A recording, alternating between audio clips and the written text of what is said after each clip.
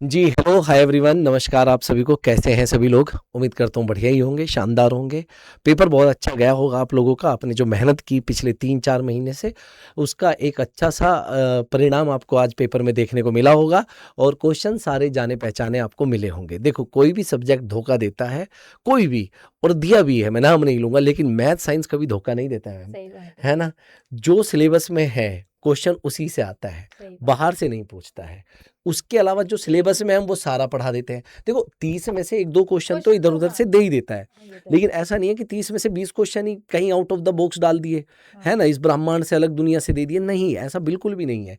और ऐसा ही ma'am KVS में भी हुआ था, ऐसा ही DSSS में भी जो सिलेबस दिया जाता है, उसी से ही आते 90% वहाँ से क्वेश्चन आते हैं और 10% इधर-उधर हो जाते हैं, 90% पे तो जॉब मिल जाती है। सही तो साइंस का और मैथ्स का आज का पेपर सुबह की शिफ्ट का कैसा गया है, ये आपने हमें कमेंट बॉक्स में बताना है। दूसरा, आंसर की हम अभी आपके साथ डिस्कस करने वाले हैं, बहुत डिटेल में नहीं करने वाले। देखो इसका फ़ायदा क्या हुआ, कल भी हमने आंसर की डिस्कस की, तो मैं कह रहा हूँ कि बहुत सारे क्वेश्चन जो कि तो आज आपको देखने को मिले। पता नहीं कौन सा एआई यूज़ कर रहा था भाई जो बनाने वाला था।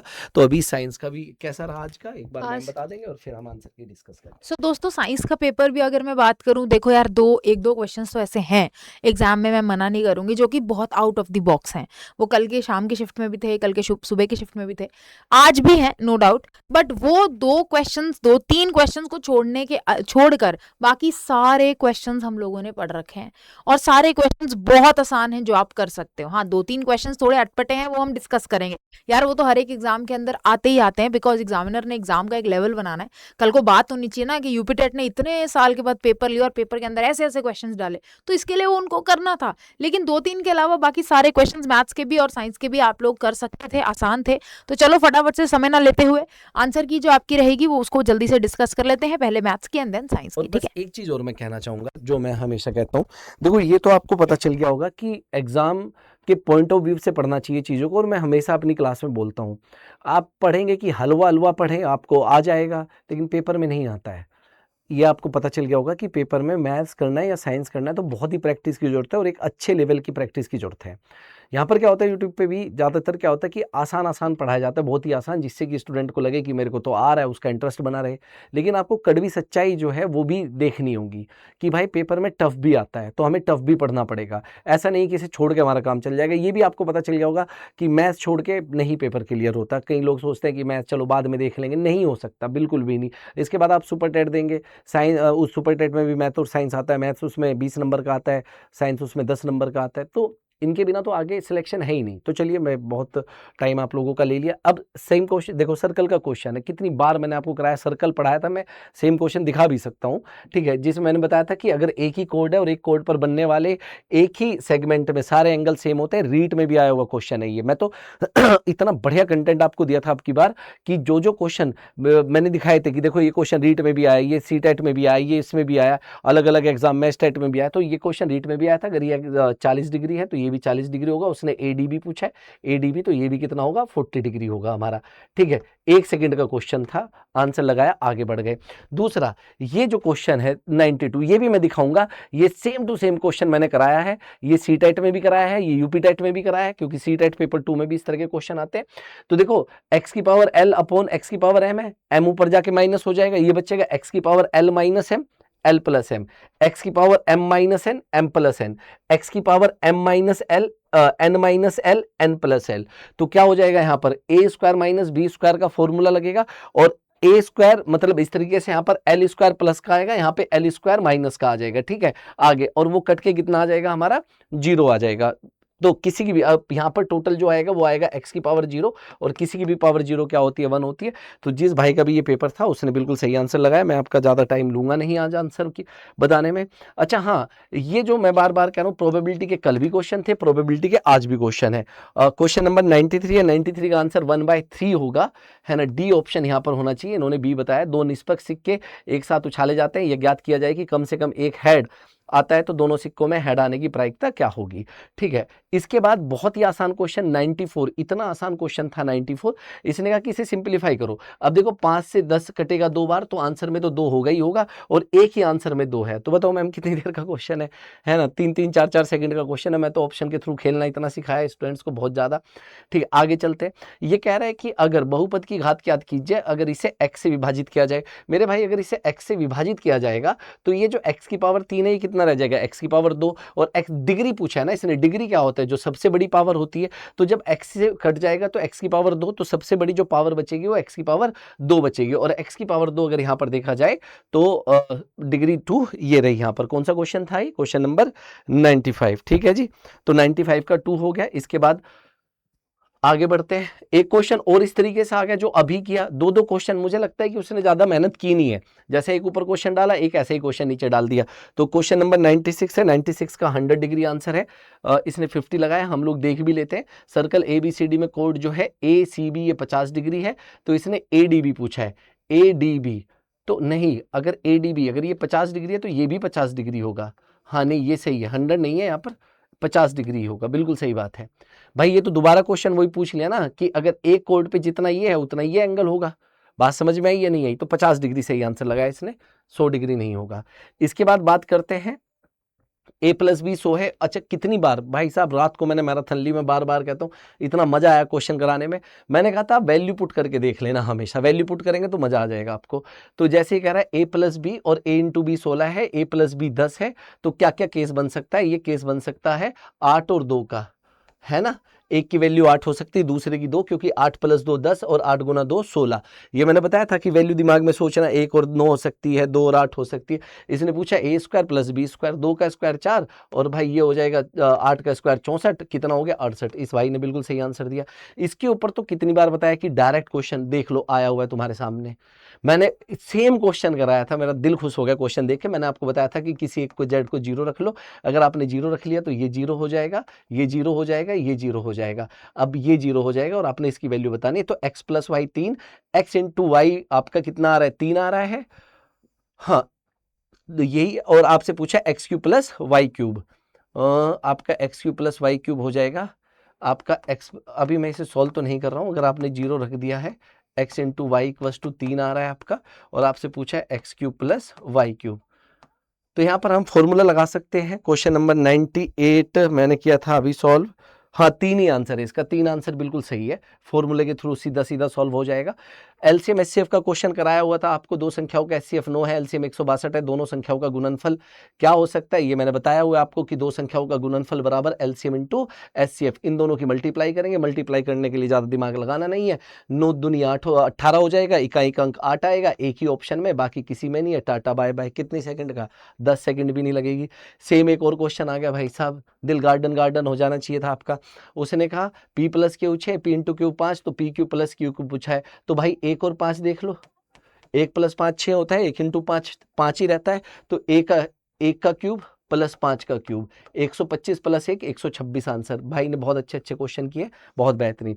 चक्रवर्ती ब्याज है ना, चक्रवर्ती ब्याज पहले कभी इतना ज़्यादा पूछा नहीं गया था, तो इसीलिए हमने बहुत फोकस नहीं किया।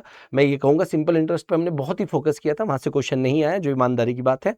कंपाउंड इंटरेस्ट में बहुत फोकस नहीं किया। क्वेश्चन आगे देख लेते क्या था, कि एक धनराशि का ब्याज 8 वर्षों में अपने मूल धनराशि का 3 गुना हो जाता है। तो भाई साहब अगर आपने किसी को 100 रुपये दिए हैं तो वो 300, 300 का 3 गुना 900, 900 का 3 गुना 2700, और 2700 का 3 गुना 8100, और कितना टाइम दिया हुआ है 8, तो 8 साल यहाँ पे, 8 यहाँ पे, 8 यहाँ पे, 8 यहाँ पे, तो 32 साल आंसर है, खत्म। ठीक है आगे बढ़ते हैं। अगेन भाई ये क्वेश्चन के तो पीछे ही पड़ गया, वो तीसरा क्वेश्चन है सेम टू सेम ऐसा, 3 क्वेश्चन कल दिए थे उसने, तो मजा ही आ गया मेरे भाई। a + b 5 दे रहा है, a² + b² 17 दे रहा है, तो क्या हो सकता है, 2 और 3 नहीं, 2 और 3 नहीं हो पाएगा, 4 और 1 होगा, 1 और 4, क्योंकि देख लो 1 + 4 5, 1 का स्क्वायर 1, 4 का स्क्वायर 16, तो 17 हो गया। तो वैल्यू आ गई, a की वैल्यू 1, b की वैल्यू कितनी आ गई 4, तो इसने पूछा 1 का क्यूब + 4 का क्यूब, 64 और 1 65। अच्छा बटे में a b भी है, तो 1 गुना 4 4, तो 65/4 बिल्कुल सही आंसर है। भाई साइक्लिक क्वाड्रिलेटरल का आ गया, देख लो खड़े खड़े आंसर आ रहे हैं, है ना, खड़े खड़े आंसर आ रहे हैं। साइक्लिक क्वाड्रिलेटरल में बताया था आमने सामने के जो कोण होते हैं वो 180 डिग्री के होते हैं। सेम क्वेश्चन आया हुआ है, अगर ये कितने का है 70 डिग्री का तो 110 डिग्री होगा, उसने ये पूछा है। लो भाई साहब कितनी देर का आंसर है बताओ। इससे बढ़िया सब्जेक्ट, इससे प्यारा सब्जेक्ट कोई हो सकता है? मैथ से प्यारा सब्जेक्ट कोई हो ही नहीं सकता। मैथ और साइंस दोनों बहुत ही शानदार सब्जेक्ट है, पढ़ने में भी मजा आता है ना, लॉजिक है सारी चीज के पीछे। उसने कहा x + 1/x परिभाषित है, इसकी डेफिनेशन दी गई है। तो इसमें क्या है, देखो एक बार सुनो, मैंने बताया था किसी के भी बटे में अगर कोई भी संख्या है, कोई भी संख्या अगर उसके अपोन में 0 आ जाएगा तो वो इनफाइनाइट हो जाता है। तो फिर इनफाइनाइट की कोई परिभाषा तो है नहीं, तो अगर x ≠ 0 होना चाहिए, क्योंकि अगर x 0 हो गया तो 0 + 1/0, 1/0 आती है, इनफाइनाइट हो जाएगा, बात खत्म। कितनी देर का था, कुछ भी नहीं। अच्छा ये आपको सॉल्व करना पड़ता, क्वेश्चन नंबर जो 105 है ये थोड़ा सा आपको सॉल्व करना है और कुछ नहीं। तो क्वेश्चन नंबर 105 का आंसर है 81 आंसर है इसका, आप देख लेना एक बार, ठीक है। 7 सेंटीमीटर भुजा वाले एक ठोस घन को पिघलाकर 1 सेंटीमीटर त्रिज्या वाले ठोस गोलों को बनाया गया है। ऐसे कितने गोले बन सकते हैं? तो कितने गोले बन सकते हैं? सबसे पहले बड़े का आयतन, नीचे छोटे वाले का आयतन, भाग दे देंगे, आंसर आ जाएगा। हाँ चौथा क्वेश्चन है मैम, देख लो सेम, कितने कराए अभी के अभी, है ना। क्या, अच्छा आप बताओ, x + y तो 6 है, x² + y² 20 है, तो क्या क्या बात हो सकती है? 2 और 4 हो जाएगा, कैसे? देखो 2 + 4 6 हुआ मैम, 2 का स्क्वायर 4, 4 का स्क्वायर 16, तो 4 और 16 कितना हो गया? 20। आगे वैल्यू, तो x की वैल्यू आ गई 2, y की वैल्यू आ गई 4, तो 2 की पावर 4 और 4 की पावर 4, 2 की पावर 4 कितना होता है? 16, और 4 की पावर 4 होता है 256, तो कितना आ जाएगा? 272। ये लो भाई, तो कोई ये कह ही नहीं सकता कि सर, अच्छा लो भाई, यही एक कॉन्सेप्ट अभी बताया मैंने आपको, एक और इसके ऊपर देख लो। अल्फा, ये क्वाड्रेटिक इक्वेशन दी गई है। अब क्वाड्रेटिक इक्वेशन में सम ऑफ रूट क्या होता है? -b/a, तो 5 आ जाएगा यहाँ से, क्योंकि माइनस से माइनस कट जाएगा। अल्फा × बीटा कितना आ जाएगा? 6। अच्छा मैम बताओ आप, क्या हो सकता है? दो संख्याओं का योग 5 है, दो संख्याओं का गुणनफल 6 है, तो 2 और 3 आ जाएगा या नहीं आ जाएगा? 2 है ना, 2 × 3। अब इसने जो पूछा है वो बता देंगे। ये पूछा है 2 का क्यूब 8 हो जाएगा, 3 का क्यूब 27 हो जाएगा, -3 अल्फा बीटा, तो कितना हो जाएगा? 3 दूनी 6 और 3 18, तो ये आ जाएगा आपका 35 में से 18 माइनस हुआ 17। आपको इतना ही फास्ट हो सकता था वहां पर, आप इतने ही तेज हो सकते थे जितना यहाँ पर मैं आपको फास्ट कैलकुलेट करके दिखा रहा हूँ, ठीक है। तो ये अगर बेस सेम है तो पावर इक्वल होनी चाहिए, तो x का मान क्या हो जाएगा यहाँ पे आप देख लो। अगर नहीं भी समझ में आएगा तो बाय ऑप्शन कर लेंगे, और नहीं तो ये क्या है, 2 की पावर x है, 4 क्या होता है 2 की पावर 2, और x - 1 बेस सेम है तो पावर इक्वल हो जाएगा। x = 2 के अंदर मल्टीप्लाई कर देंगे, -2, ये इधर, तो x = 2 आ गया, खत्म। लो भाई साहब, है ना, कह रहे बहुत टाइम टेकिंग है, बहुत टाइम टेकिंग। अरे क्यों टाइम टेकिंग? अच्छा ये भाई इस क्वेश्चन को थोड़ा गलत कराया मेरे हिसाब से। सबसे छोटी पूर्ण संख्या और सबसे छोटी प्राकृतिक संख्या, सबसे छोटा जो नेचुरल नंबर होता है वो होता है 1, और सबसे छोटा होल नंबर होता है 0। दोनों की मल्टीप्लाई करेंगे तो 0 आना चाहिए था, ये इसने गलत कर दिया, है ना। तो क्वेश्चन नंबर 109 हो गए हमारे, आगे बढ़े। लो भाई साहब, लास्ट में पढ़ा के भेजा था, लास्ट वाले दिन भी जब मैराथन ली, सबसे लास्ट, कि एक व्यापारी ने एक वस्तु को 5040 में बेचा तो 12% का लाभ हुआ। यदि इसे 4680 में बेचा होता तो लाभ या हानि प्रतिशत। तो बहुत आसान क्वेश्चन है। पहले देख लो, पहले कितने में बेचा है? 5040 में। बस मैं आपको 1 सेकंड लूंगा, और ये मेरे भाई ये कट हो गया, 4 से काटेंगे तो कितना जाएगा? 12 चौके 48, और कितना बचेगा? 6, 126 टाइम जाएगा। 4 से काटेंगे तो ये क्या, 1, और ये जाएगा 17, 17 चौके 68 होता है। इसके बाद किससे कट हो रहा है? ये 3 से कट हो रहा है, जी हाँ, 3 से काट लो, 3 से कट होगा तो ये 42 जाएगा, और 3 से कट होगा तो ये 27, ये जाएगा 39 बार। इसके आगे कट हो रहा है फिर 3 से, हाँ जी 3 से फिर कट हो रहा है, तो ये 14 बार जाएगा, और ये कितनी बार जाएगा? 13 बार। तो ये 14 और 13 क्या आ गया? ये पहला को सेलिंग प्राइस आ गया, ये बाद का सेलिंग प्राइस आ गया। अच्छा, पहला जो बेचा है उसने 12% के लाभ पे बेचा है, तो इसकी वैल्यू 112% है, तो 13 की वैल्यू क्या होगी आपको पता चल जाएगा, ठीक है। बात समझ में आ रही है, नहीं आ रही है बताओ? तो इसका आंसर आएगा 4% का, हाँ जी 4% प्रॉफिट। भाई ने बिल्कुल सही किया, 104 में जाएगा ये। इसके बाद बस 1-2 क्वेश्चन और बचे हैं मैम मेरे, फिर खत्म हो रहे हैं। अच्छा ये भी बताया हुआ था, देखो अनंत लगा के आया, सेम क्वेश्चन कराया था, सेम। मैंने बोला था किसी वर्त के बाहर स्थित एक बिंदु से उस वर्त पर कितनी स्पर्श रेखा खींची जा सकती है, बताना जरा। 2, मैंने ये क्वेश्चन कराया था, है ना, ये 2 स्पर्शरेखा खींची जा सकती है। ये क्या कह रहा है 10 नहीं, अच्छा हाँ ऊपर वाला, मैं नीचे वाले ऑप्शन देख रहा था। 2 स्पर्शरेखा खींची जा सकती है, अनंत नहीं खींची जा सकती। सेम क्वेश्चन कल की क्लास में भी आया, सेम क्वेश्चन आज के कल के पेपर में आया था इवनिंग वाले में, सेम क्वेश्चन अभी के में आया, तो इसका आंसर 10 है, बिल्कुल सही बात है, इसका आंसर 10 होगा भाई। ठीक है, आगे बढ़ते हैं, त्रिभुज का क्वेश्चन आ गया। अभी मैं आपको एक बात बता रहा हूँ, कभी भी आपको लगे कि यार क्वेश्चन बहुत लेंदी हो रहा है, मैं सोल्व नहीं हो रहा, आगे बढ़ जाओ छोड़ के, हर एक पेपर में याद रखना, क्योंकि आगे बहुत आसान क्वेश्चन आपका वेट कर रहे हैं। त्रिभुज एबीसी में ये जो भी है, अभी मैं इसे सॉल्व नहीं करा रहा, आपको आंसर बता देता हूँ, 80 इसका आंसर है, मेरे हिसाब से 80 है, बाकी हम लोग देख लेंगे, कोई दिक्कत नहीं है। ठीक है, आगे आ जाओ, सॉल्व करा दूंगा मैं पूरा, लेकिन अभी बहुत टाइम नहीं ले रहा, क्योंकि साइंस की भी होनी है। इसने भाई ने 2 ऑप्शन पता नहीं कैसे लगाए हैं। ये दिया हुआ है इसका एलसीएम, बताओ, मैंने एलसीएम निकालने के इतने सारे तरीके बताए हुए हैं आपको, है ना, मजा आ गया होगा एलसीएम निकालने में। तो देखो भाई साहब, अगर मैं यहाँ पर, कितना प्यारा क्वेश्चन बन गया है, देखो ये जो अगर मैं इनके एलसीएम की बात करूं तो 24 ही आ जाएगा, क्योंकि 24 12 के पाड़े में भी आता है, 6 के भी, 4 के में भी, इसमें भी। 24 और 36 का एलसीएम कितना आ जाएगा, 72, और 72 और 54 का एलसीएम कितना आ जाएगा, 3 से कटेगा, 18 से कटेगा 4, ये 3, या तो इसकी मल्टीप्लाई इधर कर दो या इसकी इधर, 216। और बताओ क्या हो जाएगा भाई साहब, सब मस्त है बात, बिंदास। 2 और बताऊं आपको, और बताऊं, इनका जो एलसीएम होगा वो 9 से डिविजिबल होगा ही होगा, क्योंकि 36 9 से कटता है। अब 9 से डिविजिबिलिटी रूल लगाओ, 9 से ये नहीं कटेगा, ये नहीं कटेगा, ये नहीं कटेगा, एक ही ऑप्शन है जो 9 से कटेगा। मेरे भाई कितना तो बढ़िया पेपर आया था। घनमूल क्यूब रूट निकालने के बहुत सारे तरीके बताए हुए हैं। अगर 8 है तो 2 का क्यूब करने पर ही 8 आता है, तो इसके बाद में 2 होगा, 12 आंसर। बताओ यार और क्या चाहिए। ठीक है, एक समलंब समांतर चतुर्भुज दिया हुआ है, ये आपको ट्रेपीजियम दिया हुआ है। ट्रेपीजियम का जो एरिया होता है 1/2 sum of parallel line into height, ये फॉर्मूला यहाँ पर लगना था, सिंपल। अच्छा, सी टेट में हमेशा ट्रेपीजियम पे आता है, यूपी टेट में ट्रेपीजियम में पहली बार इस तरह का क्वेश्चन आया, लेकिन है बहुत ही आसान, तो इसने भी 20 ही आंसर लगाया भाई ने, 20 ही सही आंसर है। परसेंटेज बहुत बढ़िया क्वेश्चन था, 2 उम्मीदवारों के बीच हुए चुनाव में वोटों में 12% जो है वो नहीं माने गए, 100 में से 12 गए तो 88 बचे, और एक उम्मीदवार को वेद का 65% मिला, 88 का भी 65% मिला, हारने वाले को 88 का इसे 65 मिला, तो इसे 35 मिला होगा। तो फिर हम लोग देख लेंगे, कोई दिक्कत नहीं है, इसका जो आंसर है, मतलब बहुत आसान सा क्वेश्चन है, वोटिंग के ऊपर पहले आया नहीं यूपी टेट में, लेकिन एसएससी में बहुत बार ये क्वेश्चन आता है, लेकिन है आसान। 3080 आंसर बिल्कुल सही है। ठीक है, अभी मैं सॉल्यूशन पे बहुत ज़्यादा टाइम नहीं ले रहा हूँ, क्योंकि अभी आपको आंसर मैच करने हैं, और आप अपने आंसर मैच कर लीजिए। एक बार मुझे कमेंट में ज़रूर बताना अगर कोई क्वेश्चन का आंसर जल्दी जल्दी में गलत हो गया, वैसे तो नहीं हुआ है, और आप लोगों को कोई डाउट होगा कि मेरा ये आंसर ऐसे आ रहा था, तो मैं कमेंट में रिप्लाई भी कर दूंगा। अच्छा जाना चाहिए था पेपर बहुत। 5 संख्याओं का माध्य 220 है, यदि एक सेम क्वेश्चन दिया था, सेम टू सेम क्वेश्चन दिया था, ये मैं टाइम नहीं ले रहा हूँ आपको, 380 है, एवरेज का क्वेश्चन है भाई, कराया हुआ क्वेश्चन है, बहुत ही आसान। ये देखो कितना प्यारा क्वेश्चन आया था, एक वर्ग का जो विकर्ण है वो 10√2 है, इसकी भुजाओं के मध्य बिंदु को मिलाने पर एक नया वर्ग बनता है, तो नए वर्ग का क्षेत्रफल ज्ञात कीजिए। नए वर्ग का क्षेत्रफल, इस भाई ने वैसे 25 लगाया है, देख लेता हूँ मैं बस एक बार, थोड़ा सा टाइम लूंगा मैम, थोड़ा सा टाइम लूंगा बस, है ना। ये 10 है, देखो अगर कोई वर्ग है आपके, या कोई आपका राइट एंगल ट्रायंगल है, और ये 10√2 है विकर्ण, तो ये दोनों भुजाएं बराबर है, तो ये 10 और 10 रही होगी, क्योंकि पाइथागोरस थ्योरम की बात करेंगे।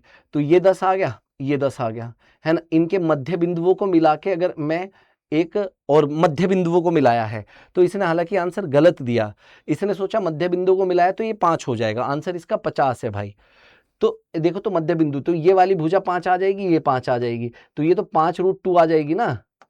तो ये जो इसके अंदर वर्ग बनाया है, इसकी भुजा आ जाएगी 5√2, और वर्ग का एरिया होता है भुजा का स्क्वायर। तो मेरे भाई 5 का स्क्वायर तो आया 25, और √2 का स्क्वायर आया 2, तो आंसर होगा 50। तो इसने गलत दिया, कोई बात नहीं है, लेकिन काफी अच्छा पेपर ये भाई करके आए हैं। 120 जो लास्ट क्वेश्चन है वो आपका, नहीं 120 लास्ट क्वेश्चन है, हाँ, एक √10 इसका आंसर आ रहा है, √10 आ रहा है इसका आंसर, देख लेंगे इसमें, क्योंकि इसमें इसने एक चीज और गलती कर दी है। देखो, इसने बस यहां लगाया √, या पूरे पे √ है, इस 3 पे भी √ है या नहीं है, या सिर्फ यहां तक √ है, ये नहीं बता रही है कि बस यहां तक √ है, या इस 3 पे भी √ है। मान लो अगर नहीं है, अगर इतना ही √ है, तो इसमें से 3 चला जाएगा अंदर, ये आ जाएगा 19, ठीक है, और 3 अंदर चला गया तो 9 बन के जाएगा, 2√, 90 के दो ऐसे फैक्टर जिनका जो है 19 आ जाए तो 10 और 9 होता है, तो ये आ जाएगा √10 माइनस √9 की वैल्यू हुई -3, ये आ जाएगा +3। हाँ जी 10 आंसर है, बिल्कुल सही, 10 ही सही है, ये था कराया हुआ है ये भी स्क्वायर रूट। बस ये है कि देखो इस भाई ने क्या गलती की मैं आपको बता देता हूँ, और क्वेश्चन क्यों कंफ्यूजिंग था। इसने अपनी तरफ से अंडर रूट पूरे पे लगा दिया, पूरे पे नहीं है, जितना ब्रैकेट दिया था ये ब्रैकेट दिया था और इसके बाहर ये है, तो इसका मतलब इस ब्रैकेट के ऊपर ही अंडर रूट है। ये बारीकी की बात समझनी थी, ये 3 बाहर है। बहुत शानदार पेपर, बहुत ही प्यारा पेपर है ना, एकदम ऐसा ही पेपर आना भी चाहिए, ना तो बहुत टफ हो ना बहुत ईजी हो, आपको थोड़ा दिमाग लगाना पड़े, क्वेश्चन सॉल्व करने पड़े। रितिका मैम मेरी एक्टिंग कर रहे हैं खड़े होकर यहाँ पे। चलिए मेरे भाई आ जाइए मैम अब आप। हाँ मैम कह रहे हैं कि मेरी वीडियो जरूर बनाना आंसर की लेते टाइम, तो मैं ठीक है, thank you so much everyone. अब हम लोग अगले पेपर में भी मिलेंगे, ठीक है, अब पेपर 1 स्टार्ट हो जाएंगे, लेकिन गंभीर मुद्दा बस इतना है कि आप थोड़ी गंभीरता से तैयारी करें, सही कंटेंट को चुनें, बस मैं ये कहना चाहूँगा। Thank you.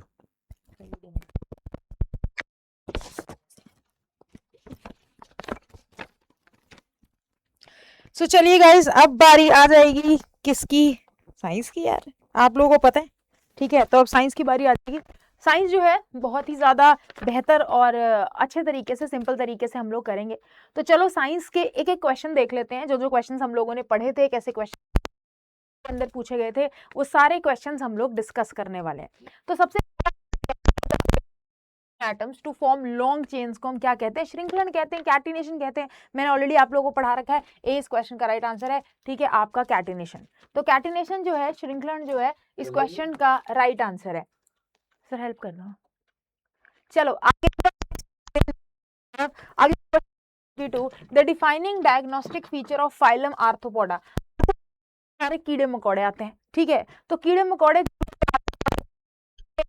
जॉइंट होते हैं, इनके जो लेग्स होती है बेसिकली इनके साथ जुड़ी होती है, जॉइंट लेग्स होती हैं, तो ये इस क्वेश्चन का राइट आंसर था, ठीक है। नेक्स्ट क्वेश्चन की तरफ आगे 123 क्वेश्चन नंबर 123 क्या कहता है ये देख लेते हैं, ठीक है। 123 क्या कहता है? साउंड सिग्नल जिसको, अरे यार देखो साउंड सिग्नल पे क्वेश्चन था, मैंने कितनी बारी आपको बताया कि स्पीड होती है डिस्टेंस अपॉन टाइम, ठीक है। यहाँ पे डिस्टेंस हम लैम्डा लेते हैं, ठीक है, और टाइम जो होता है हमारा टाइम पीरियड होता है। टाइम पीरियड 1/फ्रीक्वेंसी होता है, हम लोग पढ़ चुके हैं। तो टाइम पीरियड 1/फ्रीक्वेंसी है, तो लैम्डा इंटू न्यू जो है वो आपकी स्पीड है। खत्म हो गई बात। यहाँ पे वेवलेंथ पूछिए, यहाँ से आप लोग वेवलेंथ कैलकुलेट कर दोगे वैल्यूज डालकर। तो आपके क्वेश्चन नंबर 123 को जब आप सॉल्व करोगे, सी इस क्वेश्चन का राइट आंसर आएगा 0.40। नेक्स्ट क्वेश्चन 124 की तरफ आगे चलते हैं।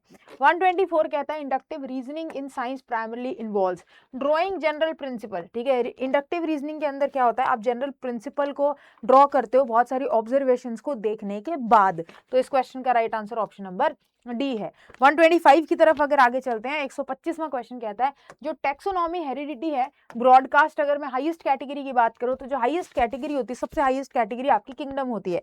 तो डी इस क्वेश्चन का राइट आंसर है किंगडम। क्वेश्चन नंबर 126 गाइज मैंने ना एक दो बार, ठीक है, मैं ऐसा नहीं बोलूंगी कि हमने बहुत सारी बार ये पढ़ा, बट जितने भी अंदर पढ़ाया था और यूट्यूब के अंदर भी एक दो बार तो 100% मैंने ये पढ़ाया है आप लोगों को कि कैसे ये यूनिट एंड डायमेंशन के चैप्टर में कैसे इन यूनिट्स को एमएलटी की फॉर्म में लिखा जाता है। क्वेश्चन नंबर 126 की बात करूं, एक मिनट। 26 फिजिकल क्वांटिटी जो डिस्क्राइब करती है rate of change of displacement को with time. Rate of change of displacement with the time क्या है? वेलोसिटी है आपकी, वेग। तो वेलोसिटी के अगर मैं एमएलटी के हिसाब से लगाऊं तो ऑप्शन नंबर 20 क्वेश्चन का राइट आंसर आएगा m0lt-1। पावर के ऐसे यूनिट डॉक्टर होते हैं। अगर मैं पावर की बात करूं, पावर ऑफ द लेंस को डायोप्टर के अंदर हम लोग क्या करते हैं? मेजर करते हैं। Next question, which among the following metallic element is present in highest? मैंने आपको बताया बहुत ज्यादा सस्ता होता है क्योंकि बहुत ज्यादा क्वांटिटी के अंदर पृथ्वी की क्रस्ट के अंदर प्रेजेंट होता है। उसके बाद आयरन होता है। इस क्वेश्चन का राइट आंसर है option number C. Next question 129 की तरफ आगे चलेंगे। आपसे पूछा गया है बारी पढ़ ली हमने, सल्फर डाइऑक्साइड नाइट्रोजन डाइऑक्साइड किसके साथ मिलता है? मैंने आपको बताया ये वायुमंडल में जाके पानी के साथ और ऑक्सीजन के साथ मिलता है, और मिलने के बाद क्या बनाता है? Sulphuric acid, nitric acid. A इस क्वेश्चन का राइट आंसर है। क्वेश्चन 129 डन हो गया। क्वेश्चन नंबर 130 की तरफ आगे चलेंगे, ठीक है। आपके लेगा haemoglobin found in the roots of nodules, जो ये हीमोग्लोबिन होता है, ठीक है, ये आपकी जो रूट्स में प्रेजेंट होता है लेग्यूम्स की, ठीक है, करते हैं नाइट्रोजनस फ्रॉम ऑक्सीजन इंड्यूस्ड, ठीक है, इनएक्टिवेशन। तो डी इस क्वेश्चन का राइट आंसर है। नेक्स्ट क्वेश्चन की तरफ आगे चलते हैं। अकॉर्डिंग टू स्टीफन, ठीक है, जो आपकी एनर्जी जितनी भी रेडिएट होती है ना, एनर्जी टी की पावर प्रोपोर्शनल होती है। तो 131 का जो राइट आंसर है वो आपका ऑप्शन नंबर सी होगा। Question number 132, the key scientific features, आपके की scientific features that distinguish in the dogma is that. ये थोड़ा सा अलग क्वेश्चन था, मैं इसको बोलूंगी कि यार ये अलग के ऊपर जो क्वेश्चन था पिछला क्वेश्चन, वो भी थोड़ा अलग सा क्वेश्चन था यार, एक्सपेक्टेड नहीं था, ऐसा पेपर के अंदर कभी आया नहीं, आता नहीं, ठीक है, ये इतना एक्सपेक्टेड भी नहीं था। ये क्वेश्चन थोड़ा सा जो है आपका डिफरेंट था, ठीक है, इसको मैं डिफरेंट की कैटेगरी के अंदर गिनूंगी। तो क्वेश्चन नंबर 132 की अगर मैं बात करूं, इसका right answer option number A आएगा, रिवर्सिबल है in the light of new evidence. तो लाइट ऑफ न्यू एविडेंस के रिवर्सिबल होता है। नेक्स्ट 133 की अगर मैं बात करूं, तो 133 के अंदर आपको दिया गया है कि आपके पास दो पैरेलल प्लेट्स हैं जो सेपरेट हो रही हैं 4 mm से, इनका पोटेंशियल डिफरेंस 80 वोल्ट्स है। अज्यूम करना है आपको यूनिफॉर्म इलेक्ट्रिक फील्ड, ठीक है, कितनी होगी इसकी, ये आप लोगों को निकालना है। तो इस क्वेश्चन को हम कैसे सॉल्व करेंगे? इलेक्ट्रिक फील्ड निकालने के लिए हम V/D करते हैं, ठीक है, V आप लोगों को दे रखा है, ठीक है, डी भी आप लोगों को दे रखा है 4, लेकिन ये 4 mm मिलीमीटर में, तो 4 × 10⁻³ हम लोगों को करना पड़ेगा। जब हम इन दोनों टर्म्स को डिवाइड करेंगे तो 20,000 इस क्वेश्चन का राइट आंसर आएगा, जो कि आपका ऑप्शन नंबर डी, ठीक है। तो ऑप्शन नंबर डी 20,000 इस क्वेश्चन का राइट आंसर है। उसके बाद क्वेश्चन नंबर 134 की तरफ आगे चलते हैं।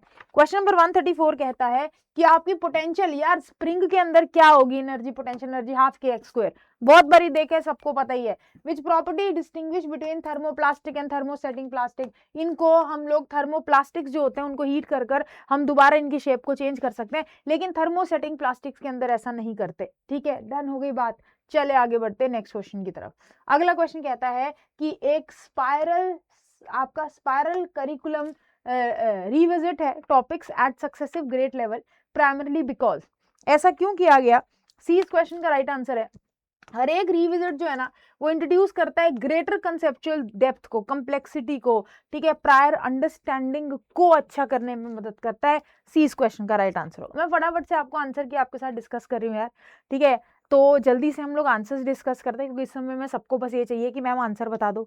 अब मैं एक अलग से साइंस का सेशन ले लूंगी जिसमें जितने अब तक यूपीटेट के क्वेश्चन आए वो सारे भी पढ़ाऊंगी, ठीक है, तो आप लोग डोंट वरी, हम अभी आंसर्स कर लेते हैं अच्छे से डिस्कस। 137 क्वेश्चन की अगर मैं बात करूं, तो इस क्वेश्चन का राइट आंसर 0 होगा। कैसे होगा ये देख लेते हैं। हमें पता है F होता है QVB sign of theta.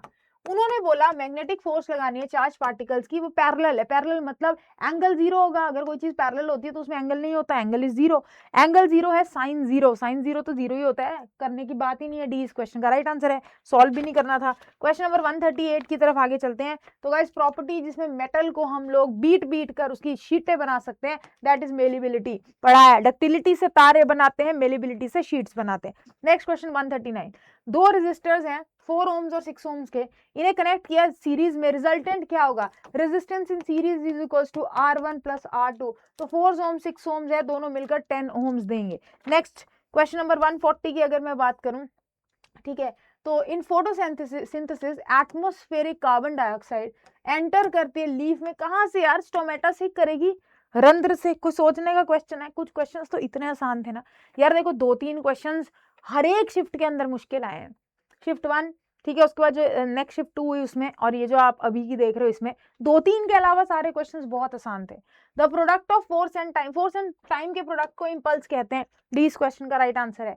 Baking soda NaHCO3 जो आपके किचन के अंदर पाया जाता है, ये होता क्या है? बेकिंग सोडा एक वीक बेस है, तो ठीक है, तो बेकिंग सोडा जो होता है वो आपका एक कमजोर क्षार होता है। आपको जब भी चींटी डंक मारती है, ठीक है, उसके ऊपर आपके अंदर एसिड चला जाता है, फॉर्मिक एसिड, इरिटेशन होती है, तो अपन बेस रगड़ लेते हैं यार, तो बेस रगड़ लिया, क्या रगड़ा? किचन में से बेकिंग सोडा उठाया, रगड़ा, it is a weak base. Next question की तरफ आगे चलते हैं दोस्तों, ठीक है। क्वेश्चन नंबर 143 की अगर हम बात करेंगे, तो ड्यूरिंग एनारोबिक रेस्पिरेशन, मैंने आपको बोला है कि यीस्ट जो होता है ना, खमीर, मैंने कितनी बार बोला है कि जितने भी लोग शराबी हैं, जो दारू पीते हैं, वो यीस्ट को, खमीर की फोटो को खींच के उसमें माला चढ़ा के रोज उसकी आरती करा करो। याद है आप लोगों को, मैंने बताया क्यों? क्योंकि जो शराब आप पीते हो, अल्कोहल जो पी के ला के 3 पैग बल्ली, गाना सुना है? तो जो पैग पी के हम डांस करके एंजॉय करते हैं, वो यीस्ट की वजह से, क्योंकि यीस्ट वायु श्वसन करता है, कार्बन डाइऑक्साइड की कमी में इथेनॉल and CO2 बनाता है, याद में रखिए। नेक्स्ट क्वेश्चन नंबर 144 की तरफ आगे चलते हैं। Concept map is curriculum learning aid, primarily help करती है स्टूडेंट को किस चीज में? कंसेप्ट मैप जो बनाए जाते हैं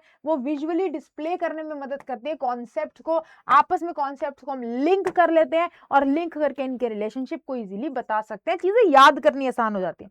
145 की बात करूं, रिसर्च कंसेप्चुअल चेंज के अंदर साइंस एजुकेशन में सजेस्ट करते हैं इफेक्टिव रेमिडिएशन मोस्ट सक्सेसफुल कब होती है? जब challenges existing misconceptions before introducing the scientific concept. सबसे पहले हमें चैलेंजेस को देखना है किसी भी मिसकंसेप्शन से रिलेटेड आपके कॉन्सेप्ट को समझाने से पहले। नेक्स्ट 146 की बात करें तो which property of water best explain करती है? यूनिवर्सल सॉल्वेंट, ये डिसॉल्व कर सकती है मोर सब्सटेंसेस को, मोर लिक्विड्स को पोलर नेचर के कारण। सी इस क्वेश्चन का राइट आंसर है, तभी यूनिवर्सल सॉल्वेंट सब चीजों को अपने अंदर घोल सकती है। क्वेश्चन 147 की तरफ आगे चलते हैं। According to Bloom's revised taxonomy, कौन सा सीक्वेंस करेक्टली रिप्रेजेंट करता है प्रोग्रेशन आपके किसकी? हाँ, कॉग्निटिव प्रोसेस के अंदर पूछा गया। कॉग्निटिव प्रोसेस वो होता है जिसके अंदर बच्चे की ओवरऑल डेवलपमेंट होती है, ठीक है। तो कॉग्निटिव प्रोसेस के लिए डी इस क्वेश्चन का राइट आंसर है। पहले रिमेंबर, फिर अंडरस्टैंड, अप्लाई, एनालाइज, इवैल्यूएट और लास्ट में बच्चा करता है क्रिएट। चलो भाई आगे चलेंगे 148 की तरफ। 148 कहता है which of the following is an example of application of software. Spreadsheet जो है वो आपकी सॉफ्टवेयर की एप्लीकेशन है। एक एक कंप्यूटर का क्वेश्चन सब में आया हुआ था, आसान था, सब कर सकते थे। द रफ एंडोप्लाज्मिक रेटिकुलम, ठीक है, डिफर करता है स्ट्रक्चर में, फंक्शन में स्मूथ एंडोप्लाज्मिक रेटिकुलम के मुकाबले में। ऐसा क्यों है? क्योंकि इसके ऊपर राइबोसोम्स होते हैं यार, और ये जो राइबोसोम्स होते हैं they protein factory of the cell है, जो खुद से प्रोटीन सिंथेसाइज कर सकते हैं। तो इसके अंदर क्या प्रेजेंट होते हैं? Ribosomes. Next question, last question, question number 150। Rayon को क्लासिफाई किया गया है सेमी सिंथेटिक फाइबर, क्यों? ऐसा क्यों है कि रेयॉन को सेमी सिंथेटिक फाइबर बोला गया है? क्योंकि आपका जो रेयॉन होता है इसको सेल्यूलोस, जो पौधों से सेल्यूलोस मिलता है वहां से रेयॉन को बनाया जाता है। तो आपको जो प्लांट से सेल्यूलोस मिलता है उस सेल्यूलोस की मदद से आपके रेयॉन को बनाया जाता है, इसलिए इसे अद्र संश्लेषित रेशा सेमी सिंथेटिक फाइबर कहते हैं। तो गाइस ये साइंस का पेपर था और इस साइंस के क्वेश्चंस का आंसर मैंने आप लोगों को बता दिया। पेपर आसान था, ठीक है। 2-3 क्वेश्चन तो यार एक्सपेक्टेड होते हो, तो हर एग्जाम में आएंगे ना, मुश्किल नहीं तो मजा क्या आएगा तुम्हें, ठीक है। तो 2-3 क्वेश्चन के अलावा बाकी सारे क्वेश्चन ऐसे थे आप कर सकते थे, और जो 2-3 क्वेश्चन थे ना उसमें भी यार दिमाग लगा के एलिमिनेट करके कुछ तो आंसर लगा ही सकते थे। तो इसके साथ साथ हमारे साइंस के आंसर की डन हो गई है, मैथ्स की सर ने डन कर दी है। तो अब बंद करते हैं दोस्तों, एंड आप लोग जुड़िएगा आगे आने वाले सेशंस के अंदर। So bye, take care and thank you so much. I hope आपका पेपर अच्छा गया होगा। आप सभी का हमारे साथ जुड़ने के लिए धन्यवाद। क्लियर हो गया उन्हें बहुत बहुत बधाई, और जिनका नहीं हुआ है मेरे भाई, सीटेट का एक और ऑप्शन अभी आपको मिल रहा है अगले 2 महीने में, तो उसके लिए पूरी जी जान से लग जाना, पूरी मेहनत से लग जाना, है ना। बाद में नहीं होना चाहिए कि सर मैंने फिर हमेशा कहता हूँ पढ़ना वो जो एग्जाम में आए, पढ़ना उस लेवल का जिस लेवल का एग्जाम में पूछा जाए। तो धन्यवाद, हंसते रहिए, मुस्कुराते रहिए, बाय बाय। लाइक को जरूर कर देना क्लास को।